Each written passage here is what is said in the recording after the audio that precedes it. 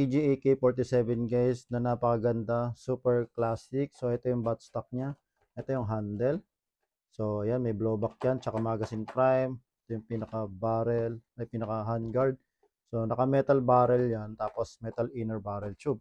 So, ito yung magazine niya mahaba. So siguro nasa 250 rounds. Ito yung libreng bala, soft gel lang yan.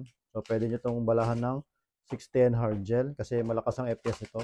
So, ito naman yung charger niya. So, ito yung compensator. Kasama na rin yung Allen key para pag binuo nyo itong buttstock dito. Yung kasama niyang battery, naka SM plug lang yan, parang yung TGF4B1 natin. Puro lang to guys, nasa 2K lang siya. Kayang-kaya na rin itong bumutas ng karton. Siguro mga 240 to 250 FPS na rin yung aabutin nito.